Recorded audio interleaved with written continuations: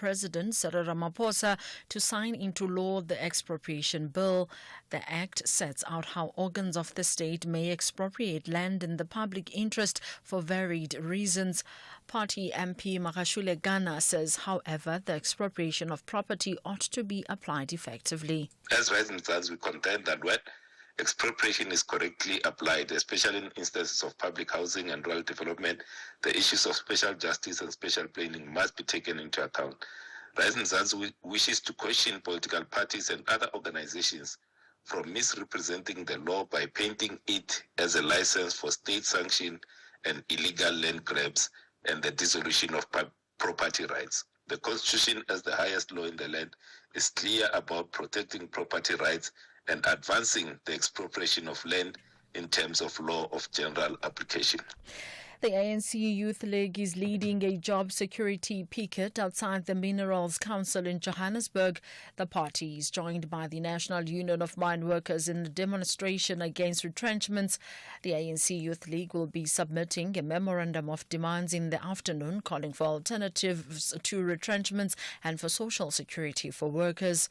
Over 40% of the country's youth is unemployed according to the quarterly Labour Force survey. The Youth League's Gauteng Provincial Secretary Bridget Masinga says retrenchments make matters worse. Calling on the Minerals Council of South Africa as an employer organization to halt the retrenchment of over 3,500 employees in the sector. Was calling for the preservation of these jobs because of the country is facing a crisis of unemployment. Currently, unemployment is at 41.9% through the expanded definition, and we are saying that the employer organization needs to halt the release of employees in the sector. The Western Cape Education Department has strongly condemned the murder of a school principal in Kraaifontein. The 54-year-old man was shot in his car outside the Ekupumleni Primary School in Bloemfontein yesterday.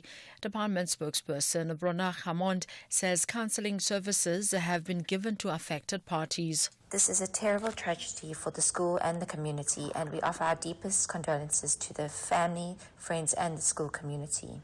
Our district teams are on the ground providing counselling support, and we trust that SAPS will leave no stone unturned in locating and apprehending the perpetrators. Day 10 of the Judicial Conduct Tribunal started with the continuation of the cross-examination of Judge's Secretary Andy Swamengo, which seeks to test the credibility of a version of events. Eastern Cape Judge President Selby Mbenenge's counsel, Advocate Moses Kakane, continued to challenge Mengo's version that when she filed a new sexual harassment complaint in January 2023, after she was told that her December 2022 complaint was misplaced, she did not have sight of it. Kakane contends that this is improbable, continuing to examine both complaints line by line to show the tribunal that they are similar down to the grammatical errors, prompting Tribunal Chair, retired Judge President Bernard Ngwebe to probe this further. If at the time when you compiled the statement now before us, if at that time you didn't have Kutlwano's statement, how come that there are not only identical sentences but also exactly identical grammatical errors? How come? Chair, I would have disclosed up front if I had a copy. I have no direct answer as to how that happened. Do you have an answer which is not direct? Which is the one that I gave, Chair, that I did not have a copy. I still maintain that. The Colombian government has called on neighboring Venezuela to help tackle deadly violence in the Catatumbo border region. Despite tense relations between the two countries, dozens of people have been killed and thousands displaced due to recent clashes over drug trafficking routes. The BBC's Tom Bailey reports. In a post on social media, President Gustavo Petro said he had been in contact with Venezuela's leader, Nicolas Maduro, to float what he described as a joint plan to eradicate armed gangs on the border. He added that the defence ministers of the two countries would be meeting soon to discuss the efforts. His decision to engage with the Venezuelan government is likely to provoke anger in some quarters, amid ongoing questions over Mr. Maduro's legitimacy following last year's disputed presidential election. Recapping the top story, Rise Mzansi has welcomed the decision taken by President Cyril Ramaphosa to sign into law the expropriation bill.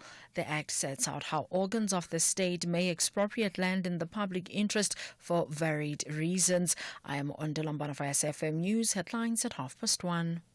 I feel great, I feel nice. Kasha, what's the score? We're dwelling on the highest, the summer level. What are we? Uzalo, what's the qua? No maswazi cause being a mama. Pefeni wants to kreta and get a kaya. It's the core on SABC Plus. Don't miss Uzalo at 8:30 weekdays only on SABC 1. Zanzi for sure.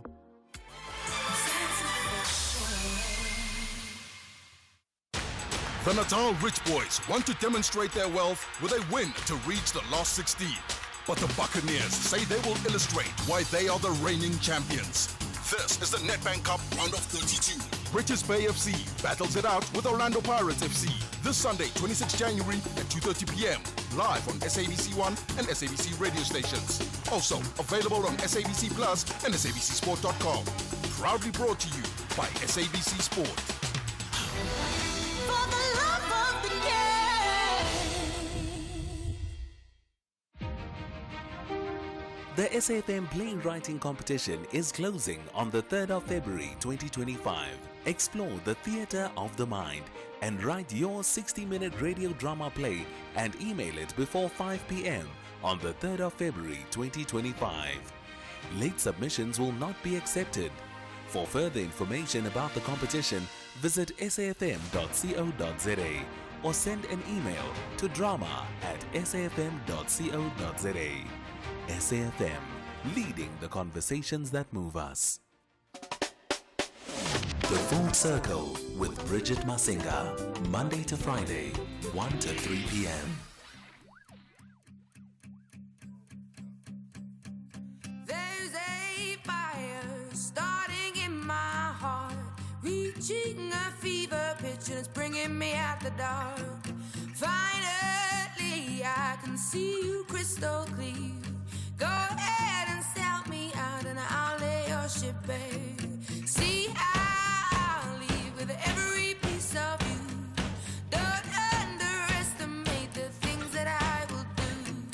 There's a fire starting in my heart, reaching a fever pitch and it's bringing me out the dark.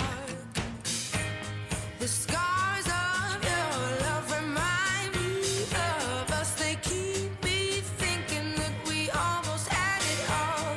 The scars of your love, they leave me breathless. I can't help feeling we could have had it all.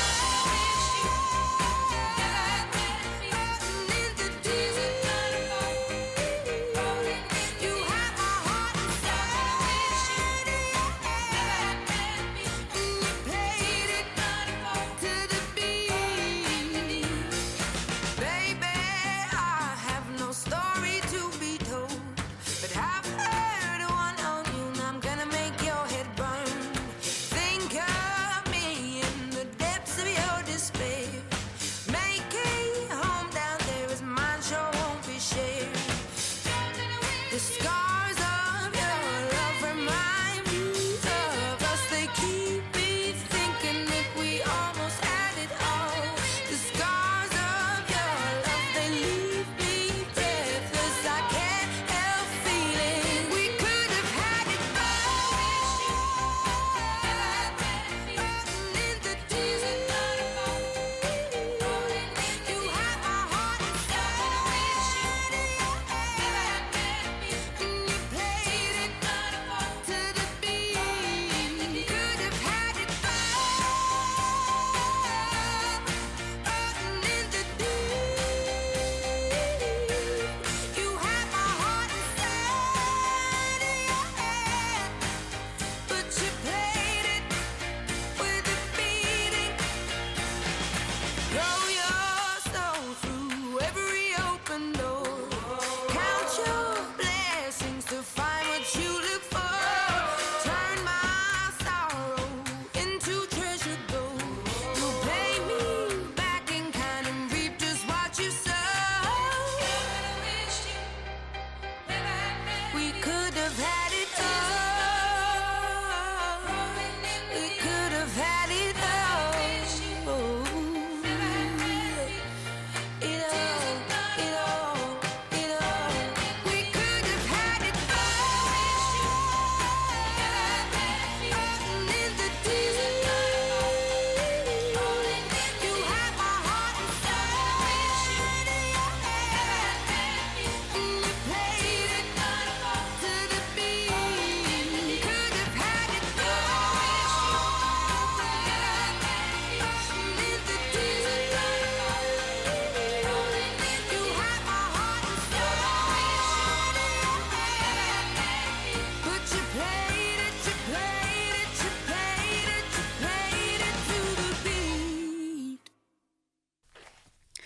It is Adele coming through, rolling in the deep, and that is how we kick off the show this afternoon. I must admit, I was feeling a bit Adele also this morning. I was bumping, between Adele and Thandi Sumazwai as I was driving into work today. Different flavors, but still very much two very important artists in the music fraternity. Happy Friday to you. I hope you're having a good Friday. It's a beautiful day in Johannesburg, and no doubt it's a great day everywhere else in the country. So I hope you're having a good day.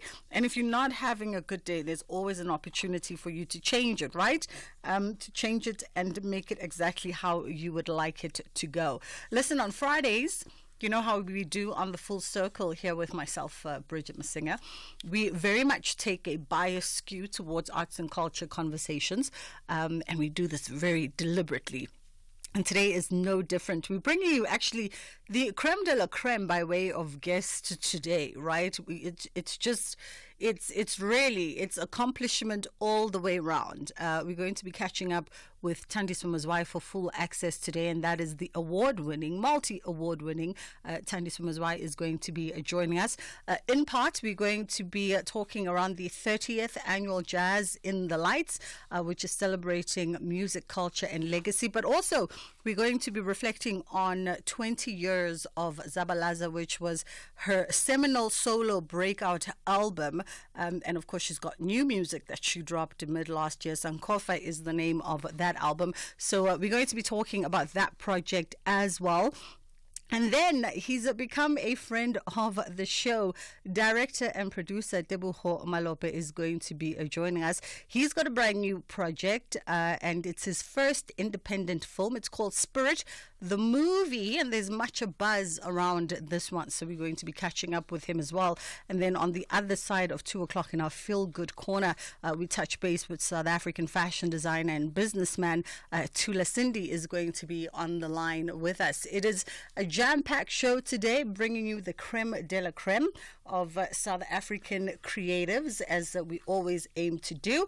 And of course, as per usual, we'd also like you to weigh in and be a part of the conversation. So 086 000 2032 is our in-studio number, and 061 410 4107 is our WhatsApp line. If you'd like to send through a WhatsApp, particularly for Thandi Sumazwai, I know a lot of us have been bumping Zabalaza since the day it debuted. Some of us go even way back to the days of Bongo Muffin. So I know you've got some memories around her music. You've got some things that you might like to share about, how her music has been a part of your life and has been a part of you forming memories at some point. You're more than welcome to send us a voice note regarding that on 061 410 4107. It's just gone 1:15 on the Full Circle. Myself, Bridget Masinga. Owning a small or medium-sized business takes courage, skill, and determination. The Clientele Legal Business Plan is there to protect, guide, and assist your business in managing the legal risks. Let us handle your labor matters, employment contracts, CCMA referrals, and so much more. Our team of professional lawyers are standing by to assist you. SMS SAFM to 42770. That's SAFM to 42770. Clientele General is an authorized FSP and licensed non-life insurer. T's and C's online. Standard rates apply. Ever since Uspilion won 5,000 rand, 5 tower on Wheel of Fortune, he only wears white push-in sandals. Star white, Baba. And he owns 10 identical pairs. Before he did not even know the Queen's language. Now, Kalabo, wow. Chance, let's watch Wheel of Fortune weekdays, Monday to Friday at 7:30 on S3 and see how one spin changed Spillion's life and how it can change ours as well in just one day. The Queens of South Africa's beautiful game are taking a break from their pitch duties to dress up and walk on the purple carpet. It's a special evening to celebrate players, coaches, administrators, and officials for their incredible devotion to the game. This is the Hollywoodbet Super League Awards 2024. From grassroots to glory. Witness the Hollywoodbet Super League Awards on Sunday, 26 January at 7:30 p.m. live on SABC1 and SABC radio stations. Also available at your fingertips on SABC Plus. Proudly brought to you by SABC Sport. For the love of the game. culture, and robust conversations with Bridget Masinga. So our first guest this afternoon for Full Access needs absolutely no introduction whatsoever. She's probably one of the most influential singer-songwriters in South Africa and has been so for just shy of 30 years, having begun her career back in 1996 with music groups Jackknife and Bongo Muffin. And really, she's one of those who have pioneered the sound of South African music, a multi-award winner in her own right and as part of a collective. And as the New York Times wrote, in a country that holds dear the right to protest after the crushing rule of the apartheid regime, Miss Mazwai has used her mezzo-soprano voice to amplify South Africa's struggles, just as her predecessors, activist performers like Miriam Makeba and Hugh Masekela did during apartheid. She is really a voice of a generation. Good afternoon to you, Miss Thandiswa Mazwai, a.k.a. King Ta. How are you? Hi, Bridget. How are you? I'm great, thank you. I'm great. Thank you so much for taking the time. We appreciate it. Thank you for having me. It's been my first radio hit was in 1995, and so this year marks 30 years of my career in music. So it's so beautiful that I still get to do this, and that people like you still have time for me.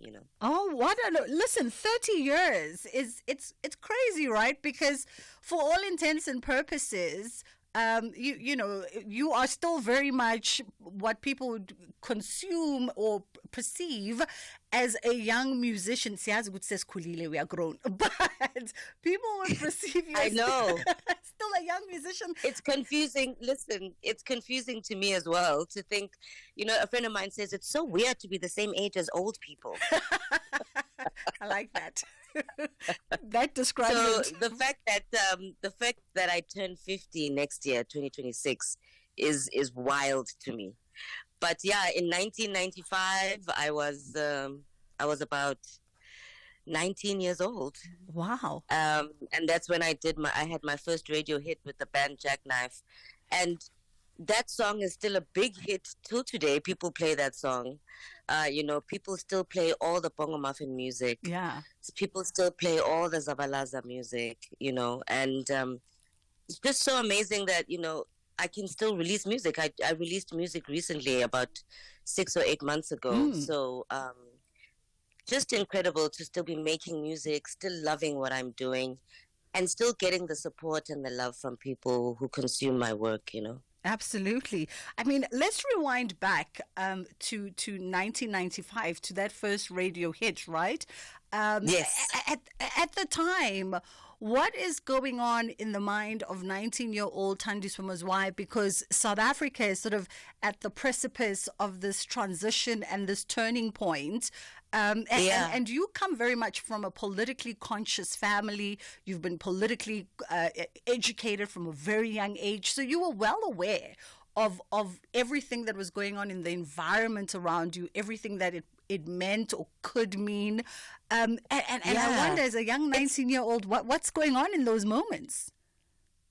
It's interesting that even when people live in violent societies, that there's so much of the personal that still persists, and that not all our life is political. I was 19 at the time. My mother had died 3 years before that. And so I was very much a depressed young person dealing with the idea of being alone in the world. At the time, my family didn't understand me, and so many people in my family were not even speaking to me when I was 19 years old. I was kind of, what's that thing where they throw you out the family? A black sheep, a loner? No, there's a thing where they discard you. They literally say, don't come back. What's that thing called? What is that thing called? There's a word for it. Our There's a word listeners for will it. When help your us. family... Not when an your family outcast. throws you out. No. An outcast is how you feel. Yeah. But there's a thing where your family Outlier. casts you out. I don't know. Anyway, disowned. Oh, disowned is the word. Yes. It's a Friday. So at the time, I was kind of disowned by my family. I had no one really. I was spending every birthday alone, every Christmas alone, every Easter alone, and so I wasn't really thinking too much about what's happening politically. But I think that because my parents had kind of inserted these ideas in my mind, anytime I got a chance to grab a mic, those were the things that I was speaking about. And if you remember, I don't know, for those who were there, in 1995, just after our first election, South Africa was one of those places where anywhere you went, people were having political conversations. Whether they were 5 years old or 98 years old, people were having very political conversations at that time, all the time, everywhere you went. So, I think it was just kind of part of the moment to be politicized, to be aware and alive to the politics of the time. So I was very much aware of it in a part of my mind. But the thing I was really, really going through was the fact that I was disowned, I was alone, and I had nowhere to stay. I had nothing, you know what I mean? So that's what I was going through when I was 19. But South Africa was an incredible place at the time. Absolutely. Yeah. Incredible in its sort of its many turmoils, right? Because it's transitional, but it's in sort of the state of violence, the state of uncertainty, the state of hope, and so all this amalgamation of all these emotions. It must make for sort of interesting retrospection as you move as an artist in those years. So you move out of 95, 96, you jackknife, and then you sort of find your way into Bongo Muffin. And the evolution of you is also happening simultaneously as the evolution of the black child in this country. Yeah, it's interesting, I'm a teenager at the time when our country becomes free in inverted commas. And so I experienced that euphoria, that feeling of suddenly feeling free. Yeah. Like waking up one morning and being told that you are now free, was an incredible thing that happens in the mind, and there was a huge sense of pride in finally being able to claim this land as home, because before that I couldn't. I knew I couldn't, that I was fighting to get my home back. So it's interesting in retrospect to look at that and to see what has happened to me in 30 years and what has happened to the country in 30 years. All the many changes that have happened, how we went from super excited about our freedom to suddenly being skeptical about these leaders, and to now being absolutely sure that many of them are not for the people, that they're really just for themselves, and that the entire thing that they're doing is to perpetuate their own power. Absolutely. So I guess as an artist, I've been living in interesting times. This is like, I had so much to write about. I wrote about freedom. I wrote about the skepticism. I wrote about dissent. I wrote about disappointment. I wrote about rage.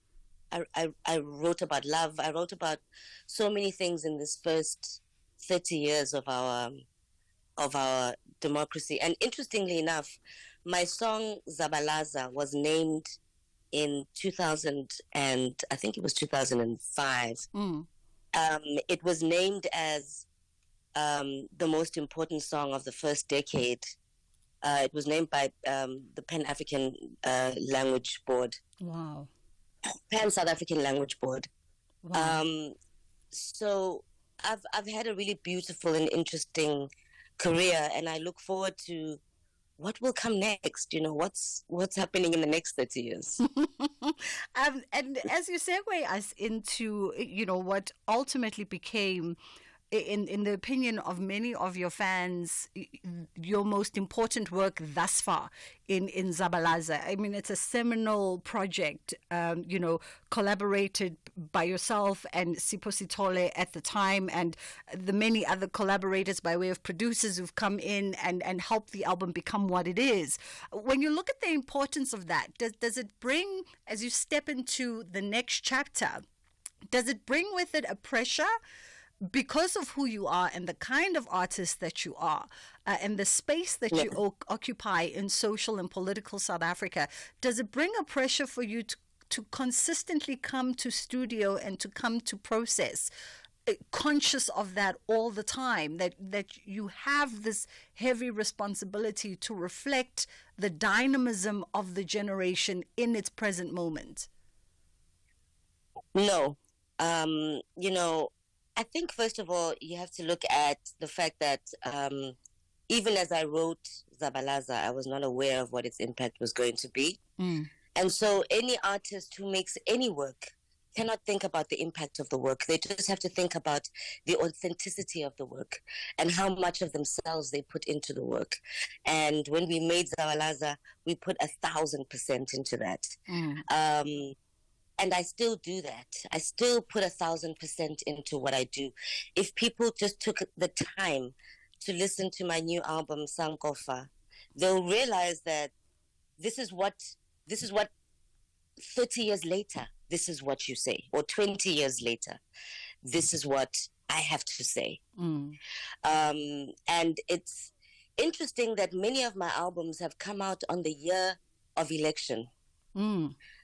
So, Jackknife itself was actually recorded in 1994, even though it came out, I think, in 1995. It was recorded in 1994, and that was our first parliament, I think. And in 2004, we were in elections. In 2016, we were in elections. This year, last year I released an album and we were having our elections. So there's something about my work that somehow serendipitously comes out at the time when people are really, really reflecting on what it means to be a South African, where the power of being a South African really lies, how the people perceive their power, So, but I don't feel a burden anymore, because it's been 30 years. And I am now literally a grown woman. I've been resisting this idea of being a grown woman. But now that I'm almost 50, I realize I can't anymore. So I don't feel the burden of whether my work will be important or received in that way. But instead, I think what has happened to me is that in the past few years, I have kind of come to terms with the fact that this is my life's work. It's been 30 years, and so this is my life's work. And that this is my calling, And I've had to look at what that means. And I think what it means, I keep saying this, is that I'm here to sing a healing. I'm here to sing my people's joy. I'm here to sing my people's rage. I'm here to sing a vision of a future. I'm here to hold people in a hug when they listen to my music, I love it. And I love the fact that I've arrived at that, and that it feels so, I just kind of feel so full about the fact that I know who I am and what I'm called to do, and that I'm doing the thing that I've been called to do, And I always say, if you don't do what you're called to do, the universe will beat you until you do. Absolutely. Let's pause it there for a second, Thandiswa, on really that very important, powerful note. And we're going to come back on the other side after the headline news and continue our conversation with the multi-talented Thandiswa Mazwai. Thank you, Bridget. In the news headlines on SAFM, I am Ondelambana, and a very good day. Lobby group AfriForum is threatening legal action against the government of national unity should the government start expropriating land without compensation. President Cyril Ramaphosa has signed the expropriation bill into law. It has emerged that a teacher from Makaka Junior Secondary School at Libode in the Eastern Cape was shot and killed earlier this week while on her way to work. And 2 suspects have been arrested after being caught allegedly in possession of copper cables with a street value of 150,000 rand near rail tracks outside Victoria West in the Northern Cape. A full update follows at the top of the hour. Specsavers now looks after your hearing as well as your vision with Specsavers Audiology. With 60 stores and counting, we are South Africa's largest audiology group. For a limited time only, buy 1 rechargeable hearing aid and get 50% off the second. You heard right. Buy 1 rechargeable hearing aid and get 50% off the second. Find your nearest store at specsavers.co.za. Specsavers Audiology. Test your hearing and join the conversation. T's and C's apply. Abafana Bestende are pumped up to get to the round of 16, but the Chili Boys believe they will display a happy walk after the final whistle. This is the Nedbank Cup round of 32. Golden Arrows FC versus Chipa United FC on Saturday, 25 January at 2:30 p.m. Live on SABC 1 and SABC radio stations. Also available on SABC Plus and SABCSport.com. Proudly brought to you by SABC Sport. For the love of the game. Your best year starts at Dis-Chem with unbeatable deals on health foods for the whole family. Get 2+1 cheapest free on any Nature's Choice health products and get 20% instant discount on all health teas, hot drinks, honeys and spreads from brands such as Jacobs, Little B and more. Just swipe your benefit card at the till. Shop in-store and online for the lowest prices on the widest range of health foods. Now on until 16 February. Dis-Chem Pharmacies. Better health starts here. Arts, culture, and robust conversations with Bridget Masinga.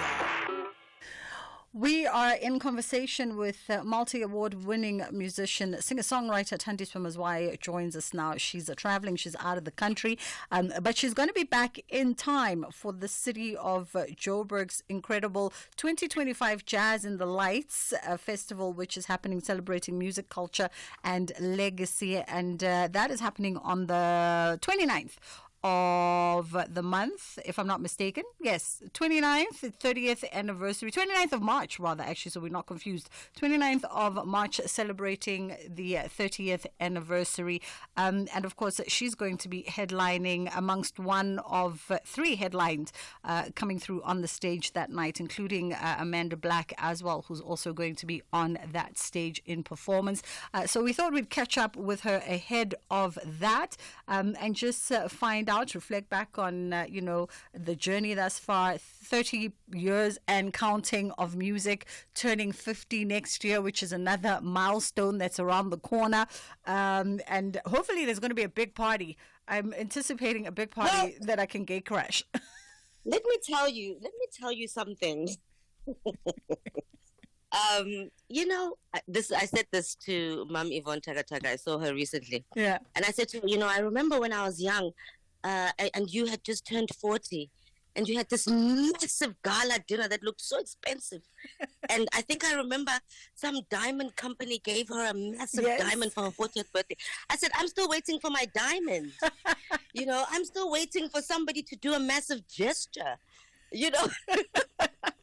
Well, listen, hopefully if the right ears are listening today, what's your birthstone? Maybe someone can give you your birthstone. I don't know. I think one of my birthstones is, in fact, a diamond. Oh, there we go. So let's hope someone is listening. So there's a lot to celebrate, though. There's 30 years in this business, I think is quite a feat. Yeah. And also just to still be working. I started off with kwaito. And so no one could have imagined that it would become what it has become now. And a lot of the kids that I started with, some of them passed away, some of them never worked again, and have had to find other ways, even though this was their love and their passion. It's a very cutthroat industry where people come and go, and you can't say what is the formula for holding on, Absolutely. to your career, to your ideas, to your passion, So I'm extremely grateful that, like I say, I'm still doing this. Last year I did a Tiny Desk concert, which it really revealed to me that there were so many young people who were not sure just how cool I am, But then as soon as they saw the Tiny Desk, they were like, "Oh, okay, you are kind of cool," So I'm still gaining new fans, and I'm still having really magical moments, of just feeling like, wow, this is something incredible, So Yeah. it's just awesome. I love the fact that you still are appealing to new younger fans, and younger fans are discovering your music all over again, because your music really has transcended generations. I actually came across a conversation that you had, I think you had it with Aldrin St. Pierre, that when you said and confirmed Tiny Desk, one of the people that was overjoyed, and in her opinion, it was as though, and I'm loosely using your words, It's my daughter. She said, "You're finally famous, Mama." I love it. And I said, oh. So when I was doing Tati Scoop, I wasn't famous. Like, I think I was pretty famous. I feel like I was I've been pretty famous for a long time. I was famous from day one, from the jump. Right? I love it. Yeah, but it's beautiful because, and I have to say that I want to give thanks to the parents who are my age, who are playing my music for their children, because I met a kid who was in high school in Cape Town, and it was 3 boys. They ran after me. And then I was like, And then the one kid said, "No, our parents play us your music. Oh, beautiful. Our parents taught us. We grew up on your music." So I do want to give thanks to the parents Beautiful. who are infiltrating the minds of the next generation with my name. Well, listen, you'll forever be the cool Aunt King Ta, okay? Like that. Auntie King Ta, yes. Your status is undisputed.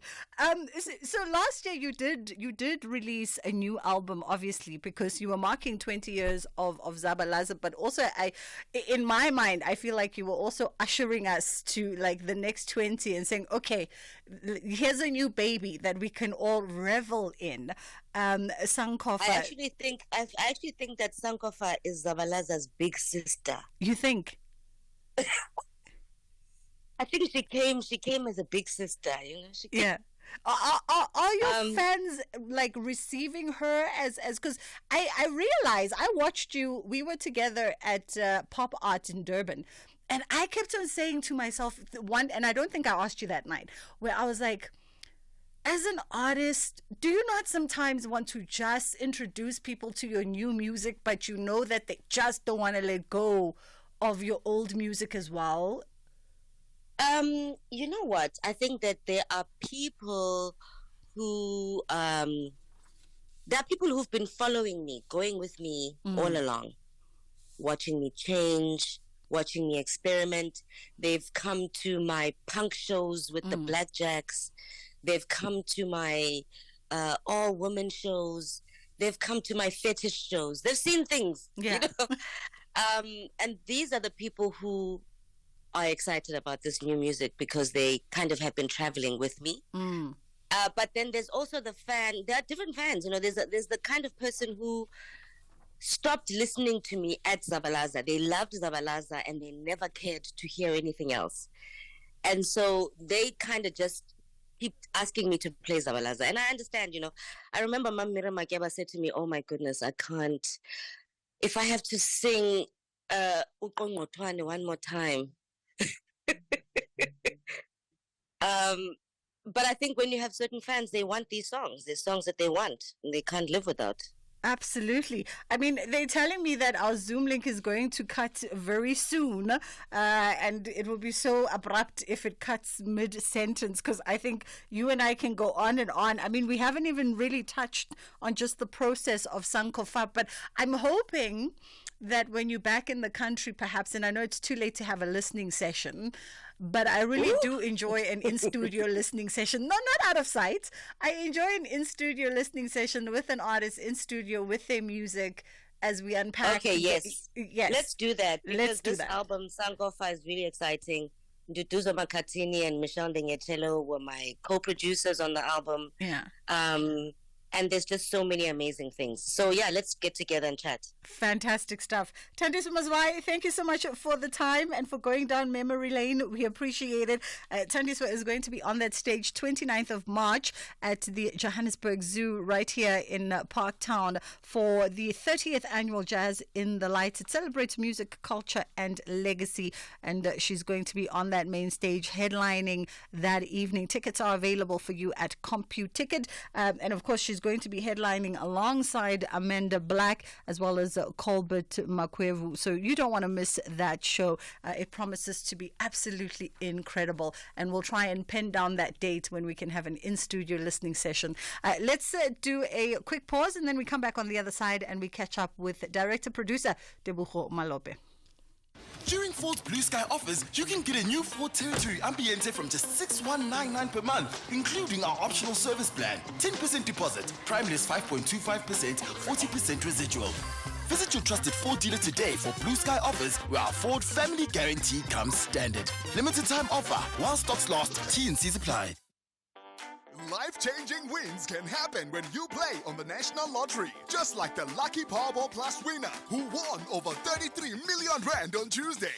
Play Powerball for an estimated 100 million rand jackpot this Friday, and you could be next. Buy your tickets now in store on nationallottery.co.za, the mobile app, cell phone banking, or simply dial *120 *7529# for USSD. Panda, Pusha, play. Players must be 18 years old or play responsibly. E2 is the proud operator of the National Lottery. The Natal Rich Boys want to demonstrate their wealth with a win to reach the last 16. But the Buccaneers say they will illustrate why they are the reigning champions. This is the Nedbank Cup round of 32. British Bay FC battles it out with Orlando Pirates FC this Sunday, 26 January at 2:30 p.m. live on SABC1 and SABC radio stations. Also available on SABC Plus and SABCSport.com. Proudly brought to you by SABC Sport.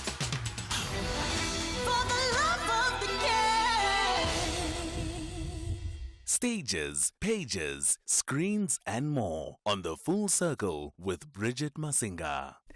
I love to look at my team. So by now, I'm pretty sure you know the lay of the land when it comes to our studio, right? And you know that I'm in the studio and I kind of have direct vision through a really wide window to my technical producers and my content producers. And it's always lovely to see their reactions in real time when we have conversations. And we have a new tech producer's kind of been shadowing for the last couple of weeks. And he was so tickled during the entire Thandiswa Mazwai conversation. I think every time Thandiswa opened her mouth, it just felt butterflies. She didn't need to say anything. Just by her breathing, he just felt all the sensations in the world. She had wiping his forehead now. She has that effect on people. She really does. I got to see her in Durban in performance, and it was wonderful to see her bring to the stage, both in rehearsal and on the live show, like 110% of everything of hers, even in the rain, and her audiences just meet her at the same energy, and it was wonderful to see like 2,000 people dancing and singing so loud in the rain. But right now, we're chatting to another incredible South African creator, director, Tebogo Malope, and he's unveiling a brand new project, your first independent film, Spirit the Movie. How are you doing this afternoon? How are you, Bridget, my friend? Happy Friday. Happy Friday to you too. Listen, you've really cemented yourself as the friend of the show, and we love it. We are not complaining at all. And we've spoken, previously around a whole host of things around your career. But this is exciting times because, now you are bringing this independent film, Spirit the Movie, which has a star-studded cast. Tell me a little bit more about, this project. Yeah, I always get excited when I get a message saying Bridget wants to talk. I'm always like, yes, let's go. As you know, this year, 2025, I'm celebrating 20 years in the professional film industry. Yeah. And I started at the SABC, and I did work for ETV, and then and then MultiChoice brought us Mzansi Magic, and I did work for those guys. Yeah. And then the streamers came, and I did work for Netflix, Amazon, and all of them, and it feels like I've gone full circle now. And so this film I'm doing, where it's not commissioned by anyone. It's a film that I scripted myself, that I'm directing myself. I'm also shooting it myself. Shoot. And I just called all my people that I've been friends with, that I've worked with before, and I said I would like to make a movie.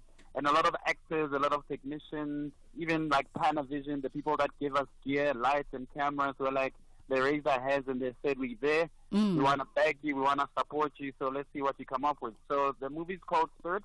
It's inspired by the music video Spirit that I did for Questa and Wale a couple of years ago. Yeah. And so I'm excited to finally be doing it and getting it done and about to release it. So tell me this. I mean, firstly, on the one hand, it's an incredible testimony, when the industry sort of rallies behind you on a project, especially an independent project, because most of the time, indie projects, there's only just enough budget to get the lights going. So when people say, we see you and we recognize you and the work that you've put out and the contribution, but also probably how you've showed up for them in their careers, so that they can show up for you in the moment that you need it. Akino Matoso often speaks about this collaborative energy that happens in creative sectors. It says a lot about you as a director and the faith that people have in the stories that you tell. Yeah, I think that's the most humbling thing about this thing. I mean, most of the actors came in for free. And, we're going to keep unraveling and sort of announcing who the actors are. It's a fully star-studded cast, and 80% of them didn't come in for money. And not just that, I mean, the guys at Epic Outdoors that do billboards, they gave us 36 billboards for free. Wow. So you might be driving around the country on a freeway and you'll see Spirit, the movie, Etevzamalope movie coming out soon. So wherever you look, all over the place, we did a comedy show to promote it. So Wokahiso Libiha, Celeste, and Dosh, and Paul Pops, they all joined in to come and promote the movie. Last night, we actually did a roundtable talk with Mochabi Chelele, who's one of the actors, with Karabo Libiha and Kahiso Libiha. I've got people like Ndate Jerry Mufukeng Wamacheta in it. All of them it's just like an exercise of goodwill, of people just showering me with love. And even as I talk about it now, I get a little bit emotional. But it's really humbling. Yes, it's difficult because it's all self-funded. And so I've managed to raise some money within my state that I live in. And those people also showed me love, like my neighbors. None of them are in the film industry. So it's just been love all around. And you know what Akin speaks about is really what I believe in. When people, every time they see me, they say, yo, Spirit feels like a movement back to cinema, And I say, no, it's a movement, I think it's a moment and it's a movement back to the movies at cinema. And I'm excited that everybody is banding together to back this project. Yeah, it's exciting times for South African storytellers right now, because there are incredible stories to be told in the country and there are very limited resources. And in spite of all of that, creatives are still really forging forward and bringing their most excellent work to the table. When you script, direct, and shoot something, that is a lot of pressure on a yes, you have a team around you, but that is a lot of pressure on an individual. How do you straddle that? Because ordinarily those are three different hats worn by three different people moving towards one common goal. Yeah, I mean, it's not only that. It's also I'm raising the money behind the scenes. I'm talking I'm talking to potential people that are potential streamers that want to license it. I'm marketing it. I'm hosting all these PR moments. I'm signing off artwork on billboards and signing off. We've got some merch collaborations with really renowned fashion designers like Urban Zulu. So I'm looking at that. So it's actually across the board. Now, it's exciting because it kind of forces you to think on your feet and also flex certain muscles that I haven't flexed in a while. Yeah. As you know, I've been doing big productions for a couple of years. And so, you know, a lot of times it's just me sitting with a cappuccino behind a monitor, you know, Yeah. and telling people what to do. And so to actually put that cappuccino cup down and grab the camera and run around myself has really sort of woken me up again to the first love that I had about filmmaking, which was that sort of rough and tumble, guerrilla style. Let's see how far we can push our creative juices to make something work out of nothing. And so far, it's been great. It's taking a toll on my body.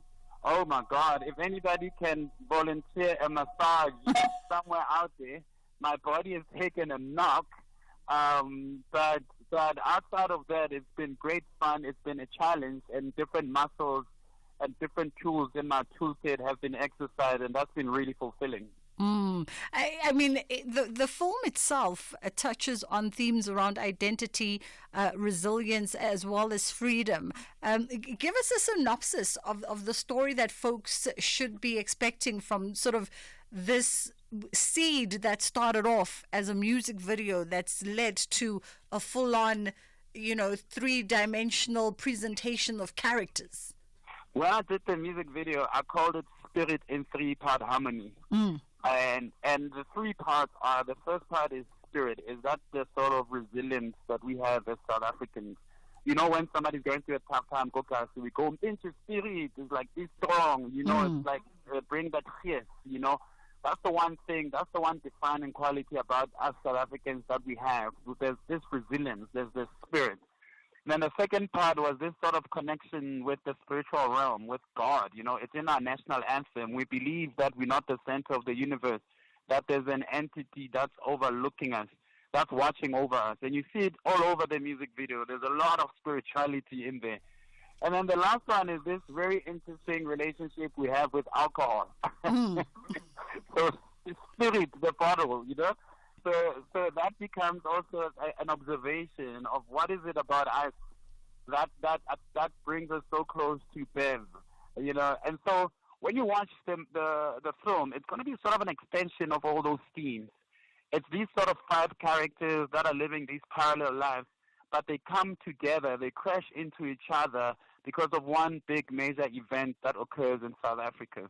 So when you watch it, you're going to be tracking five stories from five separate characters, but then they meet at some point, and it becomes a very explosive, volcanic, emotional feeling. That's a little bit confrontational, but 100% you're going to feel something. The same way that people, when they watched the music video, they had a visceral feel about it. They couldn't really explain what they were feeling, but they felt something strongly. I think now we've got 90 or so minutes to take you on a much longer journey. It's not a 4.5-minute film. It's now going to be almost 100-minute film that takes you on this emotional ride. I think it might be overwhelming for a lot of people, because imagine packing all of that emotion in 4.5 minutes, and now suddenly you have to sit on a seat for less than 100 minutes. I think it's going to be exciting. I think people are going to really love it, and people are going to enjoy it. They're going to really see themselves in it in the same way that they saw themselves in the music video. It's unapologetically South African. It's got the grit, it's got the feel, and above all, it's got the spirit.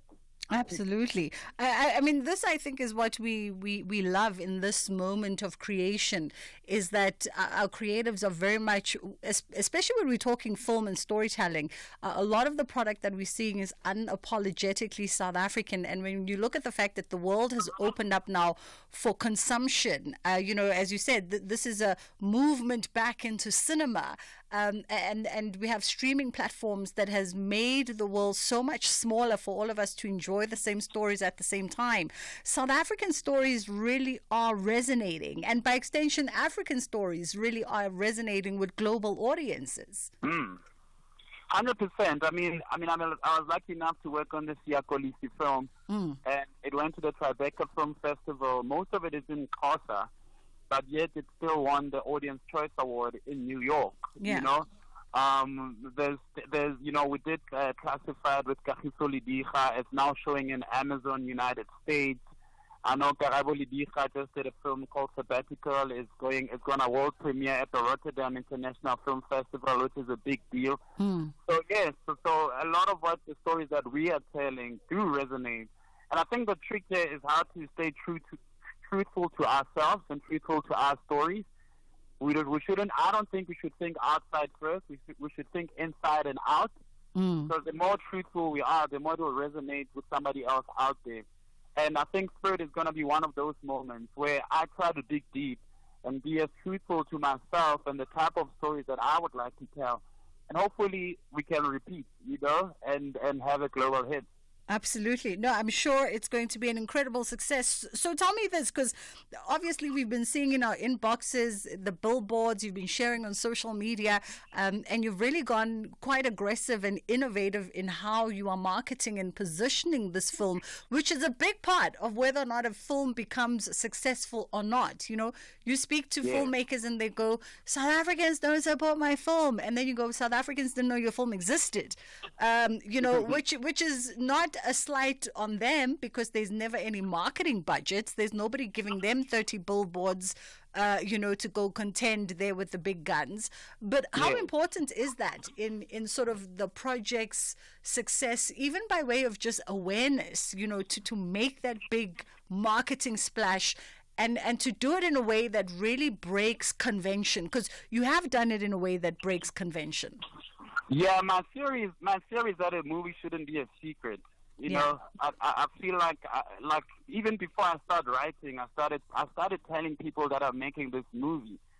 I think the more you tell people, I think that's one of the reasons why more people have been supporting me, and they've been coming out because they know that I'm making it. If I kept it a secret, like the Epic Outdoor Billboard guys wouldn't know. If I kept it a secret, the guys coming on to say we can help with merch, we can help with this, we can help with sponsorship, they wouldn't have known. And so for me, it's part and parcel of letting the audience know that you never know. Somebody out there is really looking to support, but they never know that what you're doing is a film or whatever it is. And so my theory is it's not just good for marketing, it's also good for the process. Because you never know who's out there, who's standing by, who's going, oh, Deborah's doing this, let me join and support. And so that's the only thing I could say to other filmmakers in South Africa is like, this whole thing of starting to market a week before the film comes out, I think it needs to stop.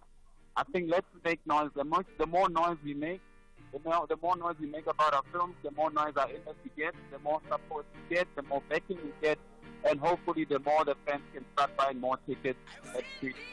Absolutely. Tebogo, as we wrap it up, give us the most important time of when does the film come to cinema? So we are gunning for that Easter audience. Easter audience, okay. So it's around the corner, so pray for us. We've got a lot to do, but pray for us. We need spirit. We are behind you all the way. That was the director of the new film Spirit, the movie, Tebogo Malope. And as you heard, we'll confirm those dates closer to the time, aiming towards Easter. So that big Easter break is probably when this movie is going to hit the cinemas. And of course, it takes inspiration from this song that is bubbling under Questa featuring Wale on Spirit. Turn the music video, 4-minute music video, into a 90-minute full-blown movie. Spirit the movie coming to a cinema near you. It is almost top of the hour. Now it's time for us to get into into the news, really, at the top of the hour. And this hour's news is brought to you by Outsurance. Theft, accident, and 1 million rand liability cover, all covered by Outsurance Insure. Get a quote today by simply SMSing car to 43187.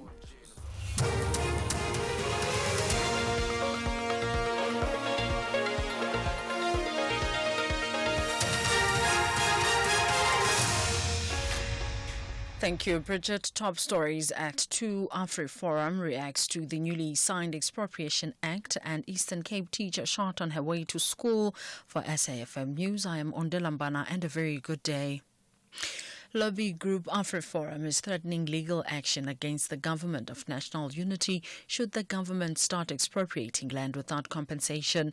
This after President Cyril Ramaphosa signed the controversial expropriation bill into law yesterday. The aim of the law is to repeal the Apartheid-era Expropriation Act of 1975. The law also sets out instances where organs of state may expropriate land in the public interest. The law says land may only be expropriated when the expropriating authority fails to reach an agreement with the owner of the property with the purpose of acquisition. AfriForum Head of Public Relations, Anis van Zyl, says the President should not have signed the bill into law. The President should not have signed the bill into law, seeing as there are still very serious flaws within the bill itself, serious flaws that open the door for expropriation without compensation of private property, and that would be against Section 25 of the Constitution, making such action unconstitutional, and therefore AfriForum has made it clear to the President and the Government of National Unity that if they were to start targeting private property for expropriation without compensation, AfriForum will be the first organisation to take them to court because we have a very solid case there. Rise Mzansi has welcomed the decision taken by President Cyril Ramaphosa to sign into law the expropriation bill. Party MP Magashule Ghana says, however, the expropriation of property ought to be applied effectively. As Rise Mzansi, we contend that when expropriation is correctly applied, especially in instances of public housing and rural development, the issues of special justice and special planning must be taken into account. Rise Mzansi wishes to question political parties and other organizations from misrepresenting the law by painting it as a license for state-sanctioned and illegal land grabs and the dissolution of property rights. The Constitution, as the highest law in the land, is clear about protecting property rights and advancing the expropriation of land in terms of law of general application. It has emerged that a teacher from Maklaka Junior Secondary School at Libode in the Eastern Cape was shot and killed earlier this week while on her way to work. The incident occurred on Monday while she was dropping another colleague at a different school in the area. The circumstances behind the incident are not known and form part of a police investigation. The spokesperson for the Provincial Education Department, Malibongo Mdima, says psychologists have been dispatched to support the affected teachers and the learners. We have deployed psychosocial support to the school to ensure that learners, educators, and also the family benefits in debriefing and counseling following the incident. We are calling upon the community to work with the police to ensure that those assailants are caught and they face the wrath of the law for their barbaric act, which has costed us an educator. 2 suspects have been arrested after being caught allegedly in possession of copper cables with the street value of 150,000 rand near rail tracks outside Victoria West in the Northern Cape. Police acted on a tip-off. Spokesperson Sergio Cox says they are still looking for 4 other suspects who fled the scene. Victoria West SAPS, Transnet Security operationalized information and found a group of men stealing copper cables from Transnet lines worth about 150,000 rand. 2 of the 6 males were arrested, while the other 4 fled and are still at large. 2 male suspects are foreign nationals aged 35 and 41 years old respectively, and will appear in the Victoria West Magistrates Court soon on charges of tampering with essential infrastructure. Deputy Defence Minister Bantu Olomisa says the defunding of the SANDF is an embarrassment and it is impacting the force's ability to operate optimally in the Democratic Republic of Congo. Defence Minister Angie Motshekga is currently in the DRC assessing the operational conditions and welfare of South African soldiers deployed in the region. The United Nations Organization Stabilization Mission in the DRC has warned that the conflict in eastern DRC has escalated to alarming levels. This follows the M23 armed group's capture of Minova in South Kivu. Olomisa says South African soldiers are facing risky conditions. It's a very tricky situation because, as you are aware, the SANDF ministers of the past, currently, and the commanders have been complaining that the defense force is not well equipped in the DRC. Hopefully, this coming financial year, we will get more funds so that we can support our troops in the borders and those who are outside, as well as those who are inside the country. This defunding of the SANDF is an embarrassing for a rich country like South Africa. Recapping the top story, lobby group AfriForum is threatening legal action against the government of national unity should the government start expropriating land without compensation. That's after President Cyril Ramaphosa signed the controversial expropriation bill into law yesterday. I am Ondilambana for SFM News Headlines at 2:30. So that's the news with Ondela for this hour. Remember that theft, accident, and 1 million rand liability cover, all covered by Outsurance Essential. And you can get yourself a quote today by simply SMSing car to 43187. It's the new year, and it's time for a new low-cost insurance on your older car with Outsurance Essential. So with Outsurance Essential, accident claims are paid in cash, so you can actually choose the panel beater that you want to use. You can even top it up with your motor warranty, which covers you for mechanical or electrical breakdowns. And of course, you can get savings with Outsurance Essential for unfinanced cars that are older than 5 years and valued at less than 130,000 rand. SMS car to 43187. That's car to 43187. Remember that Outsurance is a licensed insurer and FSP, and T's and C's do apply. Compliments for 2025, Mangani. Call me Mabel Goals because I'm coming for it all this year. Body, relationship, and financial goals. With my Just Invest account, financially I'm cruising. 2 more to go. You know any available Prince Charming voice man? I've got you, Mabel. Sorry. Mara, you can also be like Mabel and earn up to 8.25% in interest to start the year right. Open yours via the Money app today. See money differently. Nedbank. We're a licensed FSP and registered credit provider. Promo rates apply. Go to nedbank.co.za for more information. Life is too short for long-term grudges, but when it's the Soweto Derby, Ayamadoda, Ipeli, Black and White confronts Gold and Black. The Buccaneers believe Yonkindao, Iparapaga, Liaphumelela, while Amakosi still emphasize Ikosi, Alpelo Moya. Experience Mzansi's biggest football rivalry, Orlando Pirates versus Kaizer Chiefs, on Saturday, 1 February at 2 p.m. live on SABC1 and at 3:30 p.m. on SABC radio stations. Also available at your fingertips on SABC Plus. Proudly brought to you by SABC Sport. For the love of the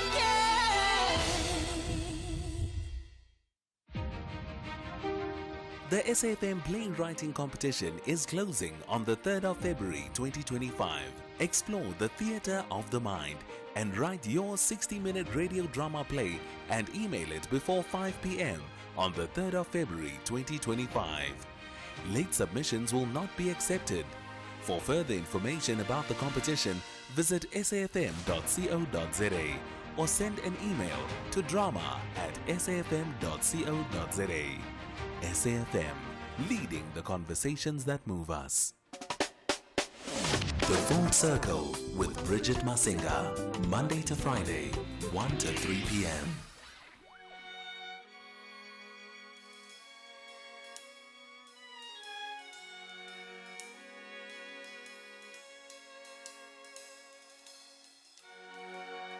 The world changes, revolutionaries die, and the children forget. The ghetto is our first love, and our dreams are drenched in gold. We don't even cry. We don't even cry about it no more. Are the beautiful ones really dead?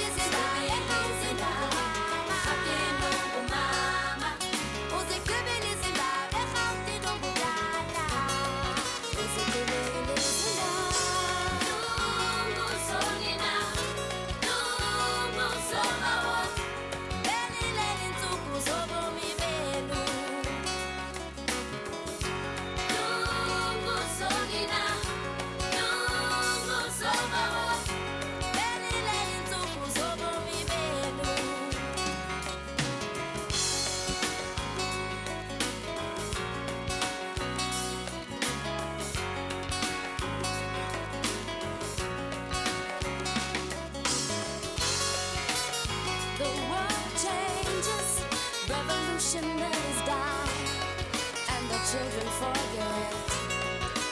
Children forget. The ghetto is our first love, and our dreams are drenched in gold. We don't even cry. We don't even cry. We don't even cry about it no more. Our beautiful ones, a rainy day.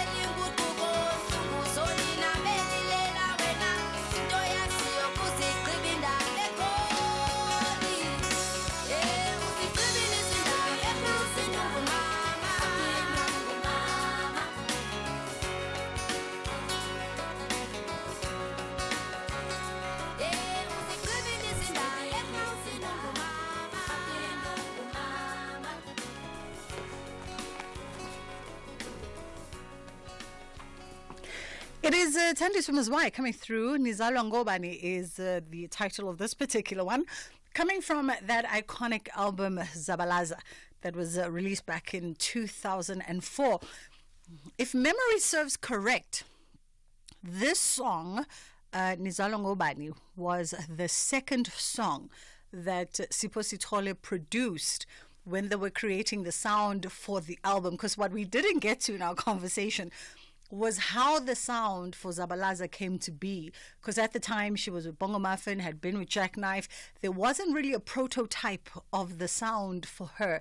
And so Sipho Sithole had to go, upon hearing her at Baseline, I think it was, with the market, he had to then go and conceptualize the sound that would work for her voice. And Zabalaza became the first song that he conceptualized, which, as legend goes, she actually protested. She protested against the song and said to him that you will not tell me what to sing and how to sing it. And then he conceptualized Nizalwa Ngobani as the second. There was 3 singles that he conceptualized in order to give a audio reference of what she must sound like in this album and what this album ultimately must sound like. And of course, we know Zabalaza went on to be her debut solo album.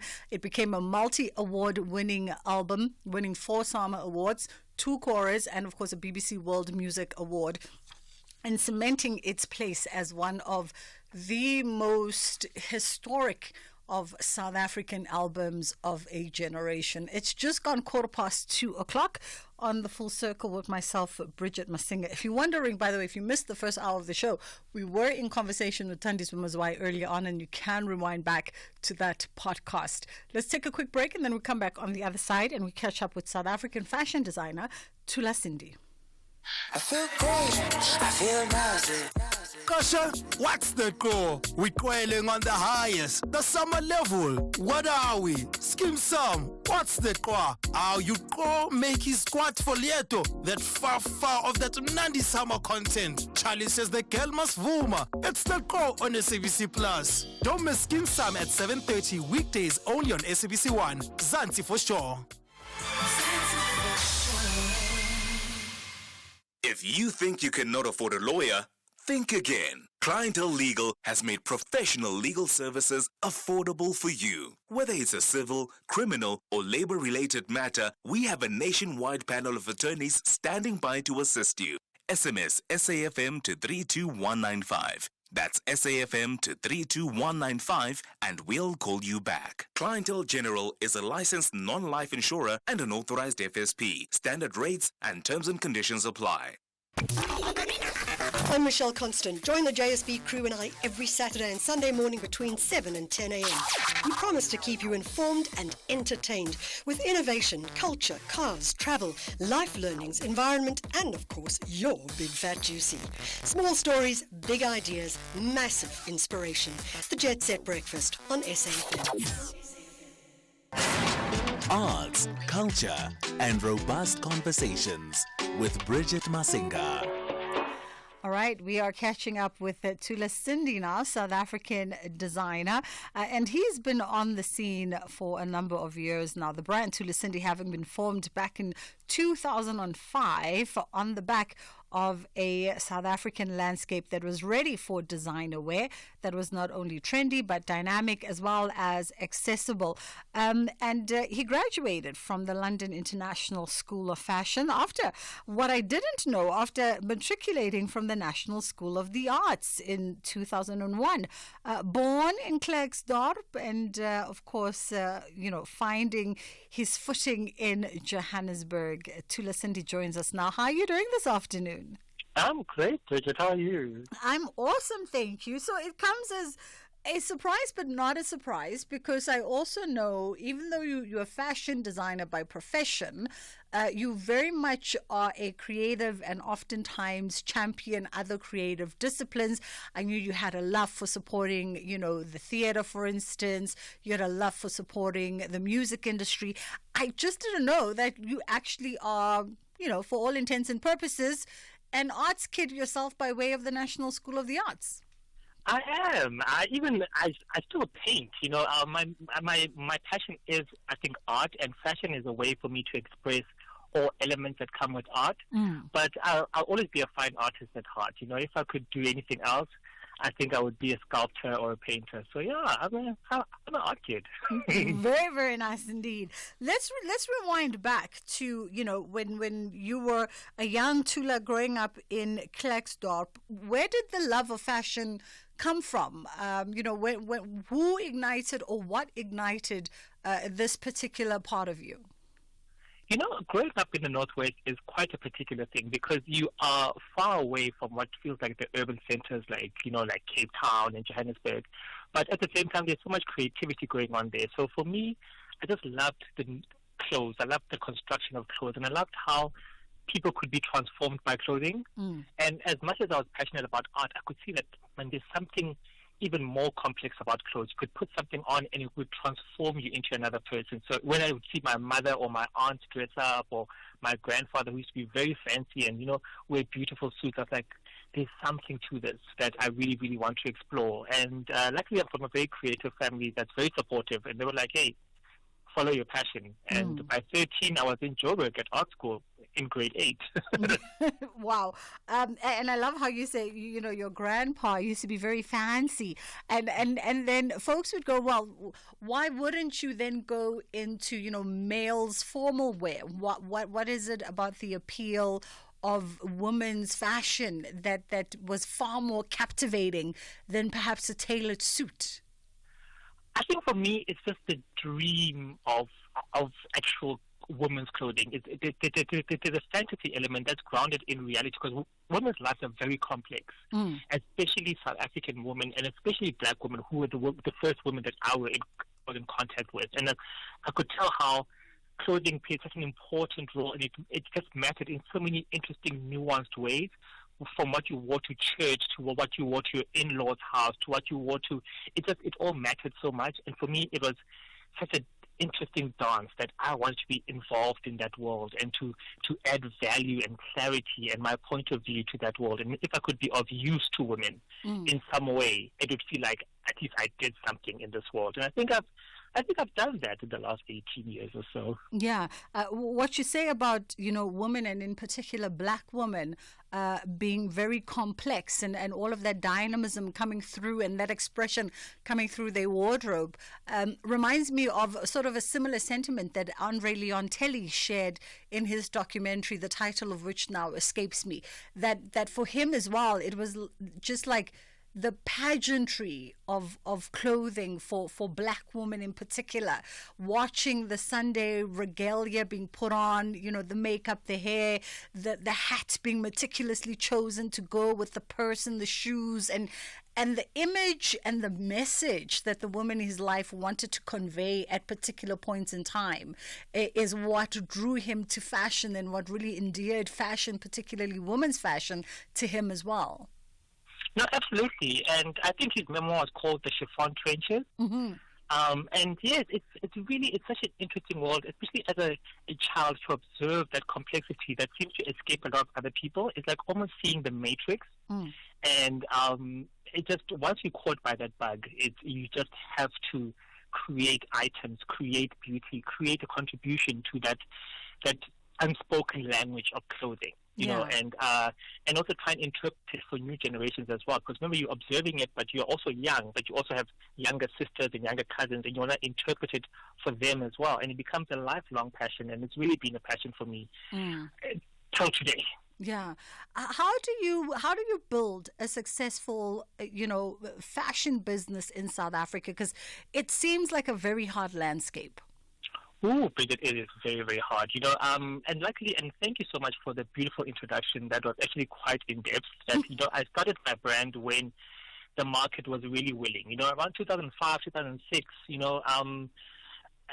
great designers had laid a foundation for us, from people like all the greats, Sankodes, Tensani Mangai, the real designers who laid a foundation for us to come later, so we came as a later generation, me, David, Tlale, a lot of other designers as well. And building that business is all about being dependable, and it's about building a signature, and it's about being able to deliver on the brand promise, because each creative person has got something that they promise. With me, it's simplicity, it's sophistication, it's timelessness.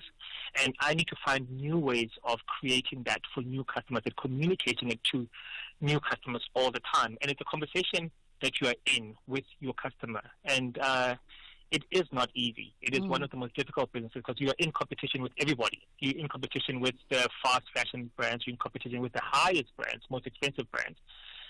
But you need to find what's unique to you. And also you need some sort of business acumen as well, that is not quite highlighted, but you need to know how to balance a book. You need to know how to price properly, how to cost your garments properly, how to attract the right type of customer base as well. It really isn't easy, but the first foundation is, of course, formal education. And I'm very passionate about that. And I understand in South Africa that we don't all have access to formal education. But we do have the best institutes on the continent.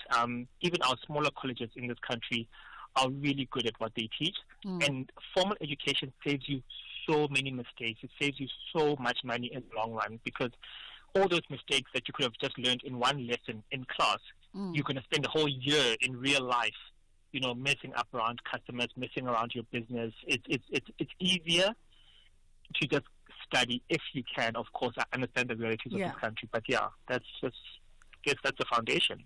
The biggest challenge for you in building the business and sustaining the business? The biggest challenge has been just the economy in the country. South Africa is a very exclusionary country, in the fact that all the barriers of entry in the country are very difficult. We've got the creativity. That's why you see all of our South African designers winning LVMH awards internationally. The creativity is here. The business acumen is here. But the barriers to entry, just to open a store in our shopping centers, is very expensive. It's prohibitively expensive, And also, the government hasn't quite figured out how to include black entrepreneurs in spaces where money is being spent. They either misdirect entrepreneurs and say they need to go to low-income areas and go open there, which is wrong, and or else they want to loan us into inclusion, and that's also, it doesn't work. You need to compel the people that are holding the lion's share of the market in this country to include the indigenous people of this country into the economy of this country. So it hasn't quite happened yet. And I don't see it happening anytime soon, because it's just getting tougher and tougher, unfortunately. But it is. what it is. How does the brand and I want to play almost the devil's advocate here, because this is something that almost threatened your brand to some degree. How does your brand ride a wave of turmoil when essentially it is your name, and if your name gets brought into the headlines, for negative reasonings? How does the brand withstand that time and that era? How have you managed to navigate yourself through that? Oh, Bridget, that's a wonderful question. It goes with integrity. Once people know that you have spent 20 years being a person that conducts themselves with the highest level of integrity, the moment anything that is negative comes up about you, only those who really want to believe the worst possible thing, no matter how illogical it is, will believe it, and that's the funny thing about what you call confirmation bias. Somebody can tell you something that's patently untrue, repackage facts to make them look a certain way, and then no matter how illogical it is, no matter how many leaps of logic you have to make, you'll believe it if that's what you want to believe. But most people know who Tula Cindy is, what I stand for, and what I have done in this country, not only for my industry, but even in my small personal interactions. So it's been a vindication, actually, and Bridget, I'm one person, I don't feel sorry for myself. You are in the public eye. You know that you can wake up one day and somebody can write whatever they want. And we in South Africa, it's not the US, you can't claim for emotional damages and whatever. It's not worth it to be in court for years and years, especially with institutions. So you just have to stand on your name. You have to stand on your integrity and be like, those who know me know that this is nonsense. And those who want to believe this would believe anything, no matter how little sense it made, they'll believe it. And it's been a great journey. And Bridget, honestly, if I can take 18 years of people saying wonderful things about me, I think I can take 2 weeks of people lying about me. I think as people as well, we need to be grateful. I'm a very grateful person, and I lead a wonderful life, and I get to work with wonderful people and help young designers grow. I'm living my dream. So a little bit of a hiccup here and there, that is patently untrue, and that you just have to sit back and be like, okay, let's see how far this lie goes. I'm okay with that. There's many horrible things that happen in life. This was just like, okay, that's bizarre, but let's carry on with life. Yeah, and we wish you the very best, Tula Cindy. We thank you so much for the time. We fast run out of it, unfortunately, because there's so much more conversation to be had, but we appreciate the time with you this afternoon, and we wish the brand Tula Cindy the very best, from strength to strength. That was founding and creative director of South African brand Tula Cindy himself. It is 2:30, time for us to catch up with Ondela and the headline news, and then on the other side of that, it's Friday today, we're going to get into our kids programming. Thank you, Bridget. In the news headlines, the Police Commercial Crimes Unit has raided the offices of the Cape Town Mayoral Committee member for Safety and Security, J.P. Smith. Police spokesperson Andre Trott says they are conducting further probes into housing tender fraud in the construction sector within the Cape Town municipality. The ANC caucus in Parliament says it is ready to oppose any litigation against the Expropriation Act. President Cyril Ramaphosa signed the expropriation bill into law yesterday. And the DA in Machabeng municipality has filed a motion of no confidence against the convicted executive mayor, Thandukolo Kalipa. A full update follows at the top of the hour. Life-changing wins can happen when you play on the National Lottery. Just like the Lucky Powerball Plus winner who won over 33 million rand on Tuesday. Play Powerball for an estimated 100 million rand jackpot this Friday and you could be next. Buy your tickets now in store on nationallottery.co.za, the mobile app, cell phone banking, or simply dial *120 *7529# for USSD. Panda, Pusha, play. Players must be 18 years old or play responsibly. eTuba is the proud operator of the National Lottery. You are listening to The Full Circle.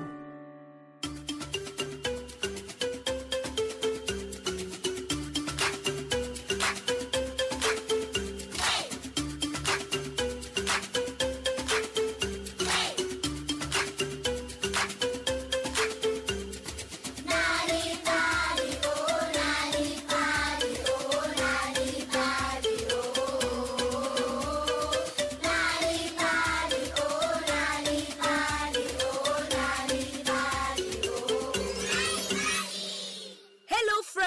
and welcome to Nali Bali.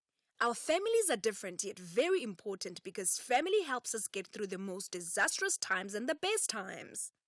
Family is important because they offer support and security coupled with unconditional love.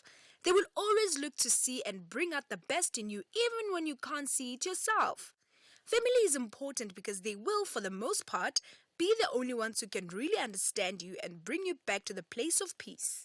Family is also very crucial to guide you down the path of morality when it comes to outside influences, peer pressure, bullying, or someone saying negative things to you. Your family might not be able to shield you from everything, but they will always be able to assist you through the hard times and give you the tools you need to diffuse or avoid the situation. Let's listen to today's story called Folbo's Magic Shop, written by Kai Tuomi. But before we listen to today's story, let's all get up and... Dance!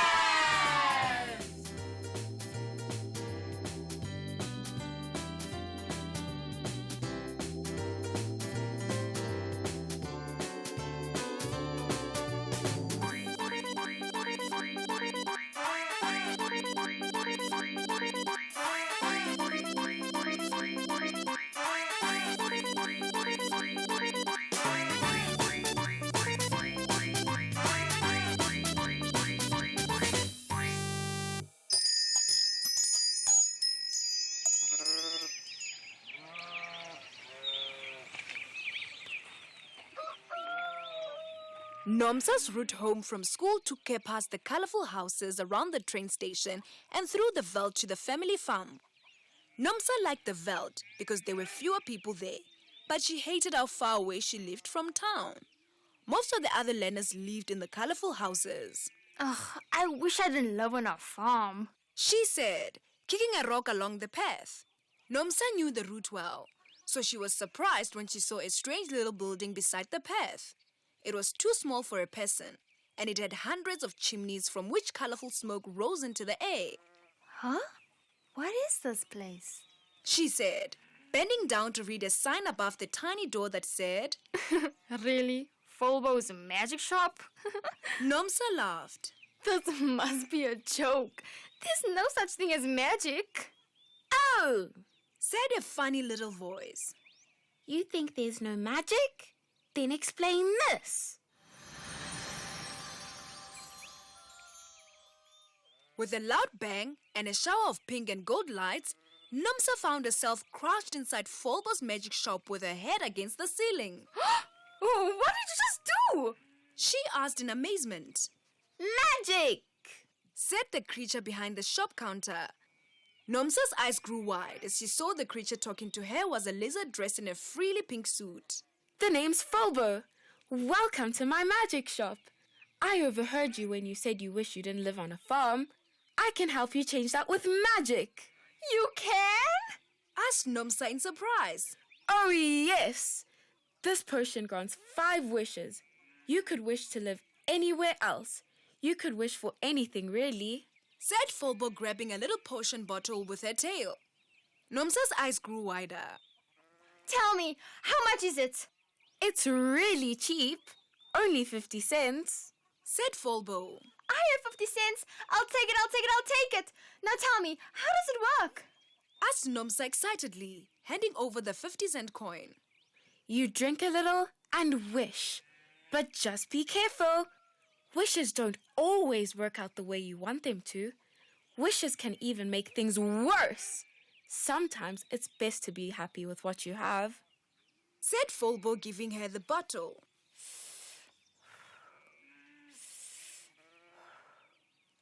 With a puff of smoke, Nomsa found herself outside the magic shop. Well, no point in waiting. Said Nomsa, taking a sip. It tasted like strawberries. I wish I didn't live on a farm. Nomsa waited, but nothing happened. Okay, let me try something else. I know, I'm too short. She took a sip and said, I wish I was tall. Suddenly, Nomsa began to grow. Up she went, growing until her head was in the clouds. Whoa, what's happening? She said, as a bat flew past her head. This is too tall. With another sip, she said, I wish I wasn't so tall.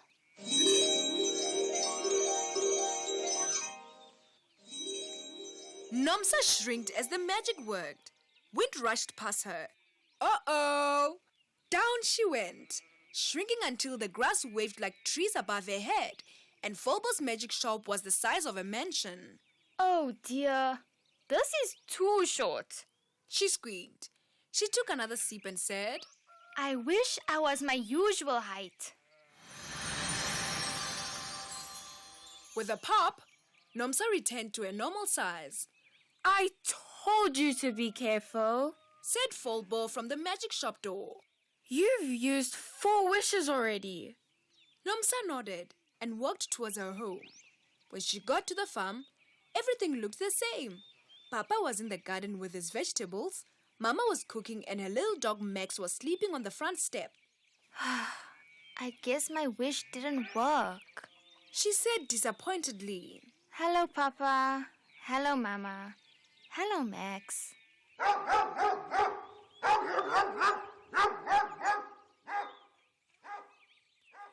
Max barked. Papa scratched his head and said, Who are you? Papa, it's me, your daughter Nomsa. Nomsa, said Papa, holding Max to stop him from barking. Mama came out. She crossed her arms and said, Who are you? Are you lost? Mama, it's me, Nomsa. Nomsa? I don't know anyone called Nomsa. Mama said, Oh, no. This wish didn't work out at all like I wanted. Folbo was right, said Nomsa. She looked at her family and the farm. It seemed silly that earlier she wanted to live somewhere else. Now she couldn't think of anywhere else she'd rather be. She wanted to be with her family. I wish to live here with my family, just like it was before, she said, taking a final sip from the bottle. With a puff of smoke, the bottle disappeared. Nomsa, you're home, said Papa, smiling. He let go of Max, who rushed over to lick Nomsa's hand. Nomsa, I just finished cooking and it's your favorite dish, said Mama. Nomsa smiled and went inside to tell them all about Folbo's magic shop, the wishes, and how much she loved being home with her family on the farm.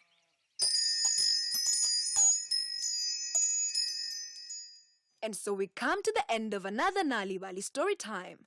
Today's story was called Folbo's Magic Shop, written by Kai Tuomi. Did you know that reading and telling stories to children at home can help them do better at school? If you want free stories to read to your children or for your children to enjoy on their own, visit Nali Bali website www.nalibali.org or Mobi site www.nalibali.mobi. You will find stories in 11 South African languages, as well as tips for reading and sharing stories with your children to grow their potential. Also look out for the bilingual Nali Bali Reading for Enjoyment supplements with great children's stories and activities available in newspapers. Nali Bali, it starts with a story. The National Pulse, weekdays, 3 to 6 p.m. Should we be concerned? What's happened? We should really be concerned because Tiger is on the loose and he is a dangerous fugitive. He is being fingered for being the mastermind for the alleged deaths of some of the people, these illegal miners underground. He's being fingered for the assault and torture, as well as hoarding and keeping food away from other illegal miners. So it's important that we get to him, dead or alive. We need Tiger back. Brigadier Atlanta Mate, the national spokesperson for the SAPS. Missed it? Don't worry. We've got you covered. Find the podcast at safm.co.za. Bridget Masinga on SAFM. So we thought we would catch up with the Acting CEO of Business and Arts South Africa, BASA for short.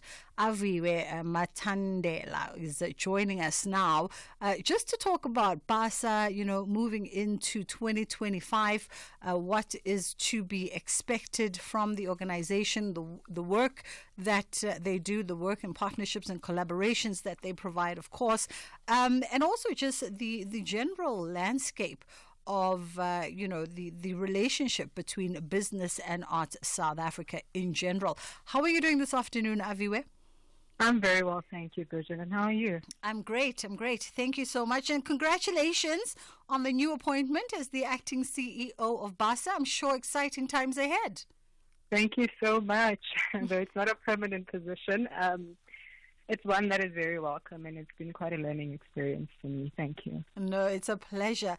And let's talk about the organization and the work that BASA does for those who aren't aware of Business and Arts South Africa. So, I think if somebody out there has not heard about BASA, I would start by first saying that, the organization was founded as a joint initiative between the government and the private sector back in 1997. And this is part of a strategy to secure greater involvement in the arts from businesses that were operating in South Africa at the time. And over the years, it's developed, and I think the main mandate for the organization is to champion business investment in the arts and to act as a connector catalyst for business and the arts to drive relationships or sustained partnerships between the two sectors by unlocking what we call shared value and fostering social cohesion, which is a big thing for the government, who is one of our biggest stakeholders as well.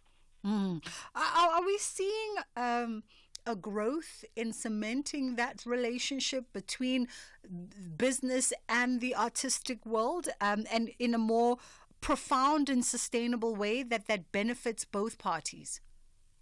I think we've seen that, and I think an example would be through our supporting grants program, for example, which is a very unique funding opportunity, particularly in the creative sector, because it's not your usual proposed for sponsorship for your project. How it is designed really is to support and cement the synergy between business and creative. So we assist in terms of activating sponsorship for a cross-section of arts projects in different regions of the country by providing financial support to arts projects that are already in an existing business and arts partnership. So this added financial support that we then inject into these projects, what it does is it helps the arts partner specifically, or the artist or the creative, to offer added benefit to their business sponsor, or to increase publicity for the particular sponsorship, for the project rather.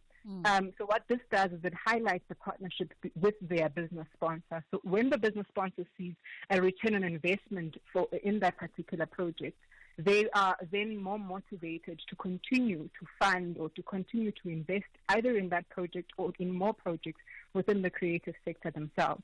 For example, the fund itself is quite small. What we give, relative, small is relative. Yeah. But we in the previous financial year, we were able to allocate grants to the value of about 2.2 million to 47 projects. But what that did within the business environment is that it leveraged over 20 million in sponsorship from the private sector in terms of injecting to these 47 projects.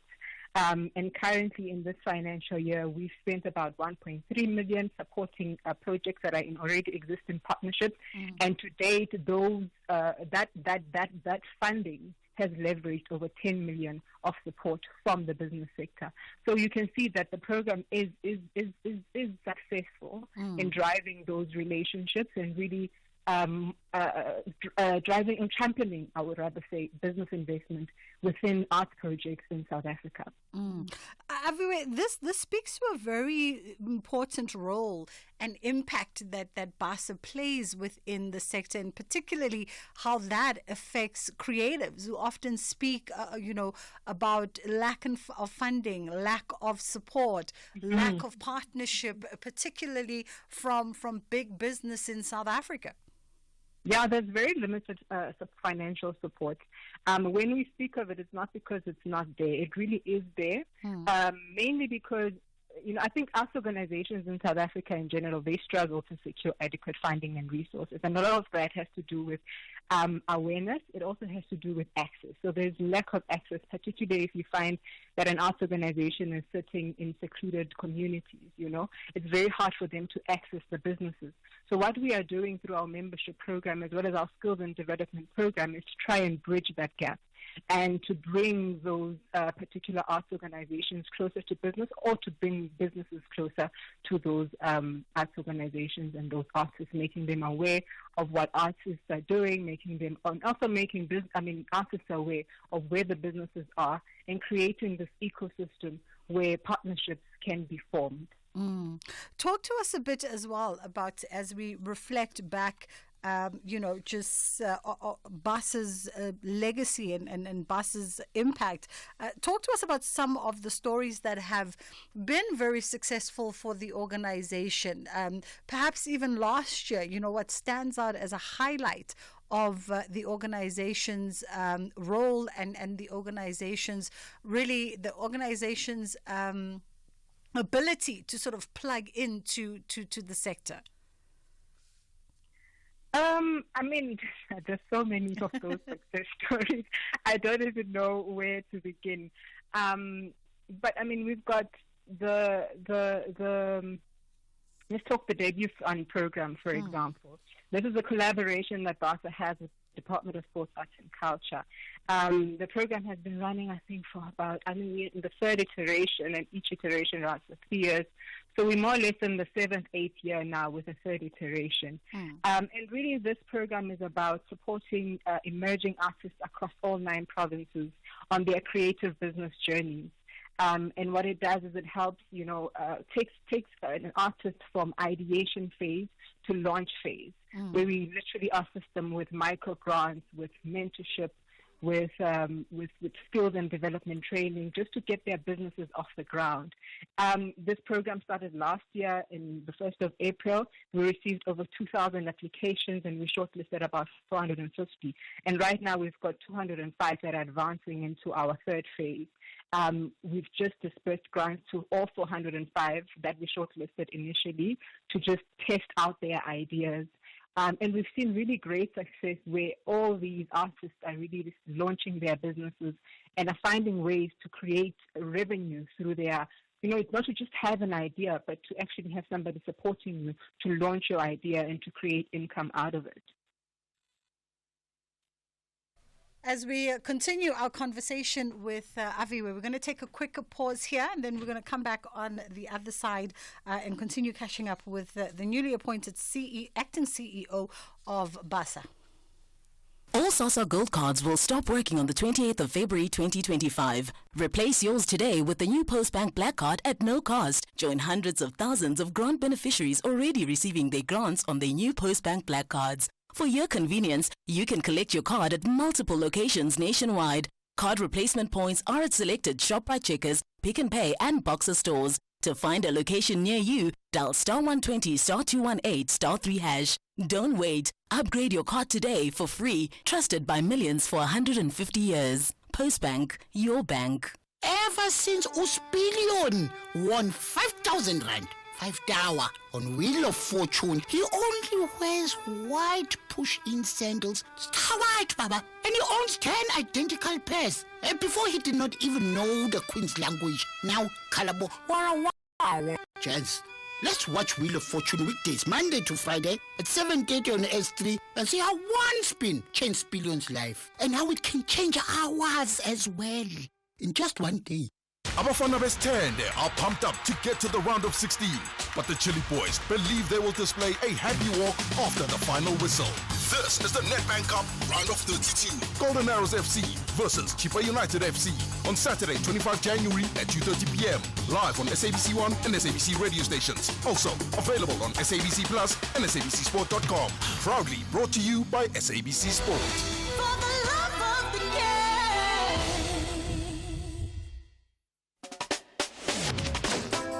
You are listening to The Full Circle. Having a touch base conversation now with Business and Arts South Africa's acting CEO, Aviwe Matandela. And we are just reflecting on some of the work that the organization has done with some of their partners, as well as touching base on what one can look forward to in 2025 and the future of the organization. And perhaps before we even delve into what the future looks like for BASA, let's talk a bit more about government's very significant role in this three-way partnership between the creative sector, business, as well as, of course, the relative department, which is the Department of Sports, Arts and Culture. Oh, the Department of Sports, Arts and Culture is, I mentioned earlier, they are our biggest stakeholder, and I think their support is very important to business and art. It's very vital, let me say, to Business and Art South Africa, because a lot of our programs or initiatives are funded by them. I spoke earlier about the debut program just before we went on the break. I mentioned the supporting grants program earlier. All of these initiatives are supported and funded fully by the Department of Sports, Arts and Culture. And I think as we look ahead with what our strategy going forward is, the role of government is very important. It's important for us to have them in the room as we begin to engage with various stakeholders, not just within South Africa, but we're having conversations with British Council, etc. It's very important that government is in the room, that they are supportive of BASA, so that we can continue to do the work that we do. Do they fully comprehend? Because, you know, when you talk to creatives and practitioners within artistic and cultural spaces, often the big criticism, for instance, for government in particular, is that they lack the comprehension of what is needed by those who practice, you know, various disciplines on the ground. Are you finding that sort of gap in communication is being bridged between the department and the various practicing stakeholders? Perhaps, Bridget, it is what you say, simply a gap in communication, because just from my engagement with Business and Art South Africa, an incredible stakeholder when it comes to the advancement of the relationship between government, business and the creative sectors. Apologies for that, Aviwe. Sometimes technology has a way of just, abruptly disrupting conversations. I know. Absolutely. But we were talking about sort of that bridge in gap between government and the creative sector. I think there is some sort of a gap in terms of communication, but I don't think it's a gap in understanding what the needs are and what exactly needs to be done. And I think the role then that BASA plays becomes very vital in bridging those gaps and be acting as a connector catalyst, not just between the sector and government, but between sector, government and business. Because let's tell the truth, government can't do it on their own. Because the sector is quite huge. I hear people all the time saying the sector is small. It's small in that very few people have access to certain things. Yeah. But it's quite huge in that there are a lot of creators in South Africa. It's just that they are sitting in communities, like I mentioned, that unfortunately there isn't much awareness. So it's very important for BASA to come in and play the role of bringing business in the room, of bringing other government players in the room, as well as the South African government, to be able to say, how do we hold hands together and bridge the small gaps and connect everybody? How does everybody work together to ensure that we meet the needs of the sector? Absolutely. Let's cast our eyes on the future of the organization. What's there to look forward to come 2025? I know that part of your agenda as well is diversification of your membership. Absolutely. I think membership is very important for us because that's where all our businesses sit. So it's very important for us to start to diversify our membership, to start to look into other industries that perhaps aren't as involved in the creative sector as some. You know, we know the financial and telecom sector play quite a huge role. So we're trying to get more industries to support the arts, to really see the value of the arts. And without revealing much, I think it's very important, particularly the conversation of funding and investment in the sector. We are working on research reports that will really look into that, where the gaps are, where the challenges are, and really a framework or a toolkit that will assist the sector on how to engage with business or engage with various players when it comes to the funding and investment industry. And hopefully, I don't want to reveal much because this is all in concept. This is still in planning phase. We're looking at doing like a funding summit for the sector, where we start to have real conversation and meaningful dialogue around funding and investment in the cultural and creative industry. Wonderful stuff. We look forward to seeing what evolves out of BASA under your stewardship as the acting CEO, and hopefully if it is in your vision board to make this a more permanent arrangement, we look forward to many more conversations with you. It's always interesting when folks highlight the fact that the financial sector has put its full weight of support behind the artistic and creative sectors in so many tangible ways. And every time I speak to stakeholders, from the big four banks in particular, who hold some of the most impressive art collections and also plow back in communities in so many interesting ways in cultural communities, they're always at pains at pointing out how all this started because of a secretary who was passionate and became a catalyst for the arts. Listen, it's very important that we start to actually bring business. So we had an idea of a program where it's called the Business Professionals Program, where we start to bring business professionals from different industries and introduce them to the arts and creativity and media, etc., to really see the process behind it, because it's one thing to see the product, but if we get business professionals behind the scenes to truly see and understand the value of it. So when they're making decisions, sitting in executive roles or whatever role they're sitting in with corporates, they actually understand and they can invest in the arts, and we start to see return on investment. Absolutely. Aviwe, we appreciate the time. Have a fabulous weekend. That was Aviwe Matandela, acting CEO of BASA Business Art South Africa. Wonderful organization there. That is our time with you today. Thank you so much for choosing to be in conversation with us. We always appreciate it. Have an incredible weekend with the family, and remember to be safe in everything that you do. Ashraf is coming through to ride with you in conversation on the National Pulse between 3 and 6 o'clock. Inshallah, God willing, we'll get to do it again.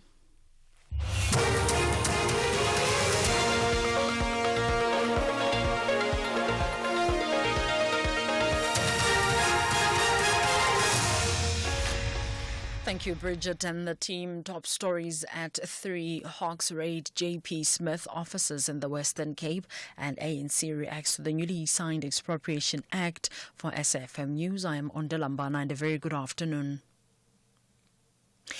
The Police Commercial Crimes Unit has raided the offices of the Cape Town Mayoral Committee member for Safety and Security, JP Smith. Police spokesperson Andre Trott says they are conducting further probes into housing tender fraud in the construction sector within the Cape Town municipality. Investigators descended on the municipality's offices this morning as part of an ongoing probe into alleged fraud in the construction sector. Mayoral Committee member for Human Settlements, Malusi Boy, currently faces fraud charges relating to tenders worth over R1 billion. Trott says there have been no arrests, but investigations are ongoing. The ANC caucus in Parliament says it is ready to oppose any litigation against the Expropriation Act. President Cyril Ramaphosa signed the expropriation bill into law yesterday. Some of the political parties that are part of the Government of National Unity have already announced that they will challenge the new law in court. ANC Chief Whip Mdumiseni Ntuli says all those who are opposing the legislation must bring it on. Those who have taken a position that they are going to court and challenge the bill, we are of the view that their action is intended to keep the status quo and to consolidate a legal regime which, as was designed in 1975 in the case of this bill, had nothing to do with the interest of the majority in our country. And the ANC will await for those who do so and stand ready to oppose them. Lobby group AfriForum is threatening legal action against the government of national unity should the government start expropriating land without compensation. AfriForum head of public relations Anis Feinzel says the president should not have signed the bill into law. President should not have signed the bill into law, seeing as there are still very serious flaws within the bill itself, serious flaws that open the door for expropriation without compensation of private property, and that would be against Section 25 of the Constitution, making such action unconstitutional, and therefore AfriForum has made it clear to the President and the Government of National Unity that if they were to start targeting private property for expropriation without compensation, AfriForum will be the first organisation to take them to court because we have a very solid case there. The DA in Machabeng municipality has filed a motion of no confidence against the convicted executive mayor Thanduxolo Kalipa. This follows the December Onderdarsras judgment where he was fined 7,000 rands or 5 months imprisonment for criminal injury and assault. The leader in the Machabeng, Corinne Malheb, says the motion is seeking the immediate removal of Kalipa, citing his violation of the Councillor's Code of Conduct and the Municipal Systems Act. His actions have directly undermined the financial stability, governance and public trust in the council and endangered the viability of the municipality under the ongoing Section 139 intervention. The removal of the executive mayor is essential to safeguard the financial health, rooting out corruption, credibility and governance of the municipality. U.S. President Donald Trump has ordered the release of the remaining classified documents related to 3 of the most consequential assassinations in U.S. history, the killings of President John F. Kennedy, his brother Robert Kennedy, and the civil rights leader Martin Luther King Jr. The U.S. president signed an executive order that requires officials to present a plan to declassify the documents within 15 days. The BBC's Naomi Racham has the details. The goal, the president says, is to reverse the overclassification of government documents. White House officials have not yet said which or how many of them should be released, but it's unclear what's really left in there. There are some conspiracy questions about what might have happened, but generally the mainstream knowledge in this country is that those men were murdered in the ways that we know. Recapping the top story, the Police Commercial Crimes Unit has raided the offices of the Cape Town Mayoral Committee member for Safety and Security, J.P. Smith. I am Ondelambana for SFM News headlines at 3:30. And coming up in your sports this hour, Blitzboks at top spot at the Perth Sevens tournament. Djokovic to keep on playing despite injury issues, and Rory McIlroy to return to RBC Canadian Open. More details at 3:30.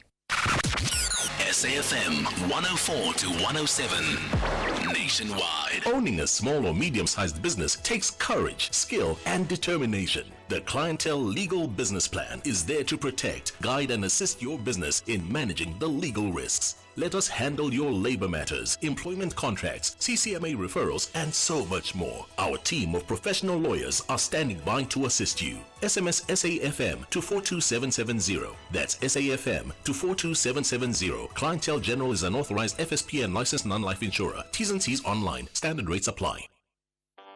Life-changing wins can happen when you play on the National Lottery. Just like the Lucky Powerball Plus winner who won over 33 million rand on Tuesday.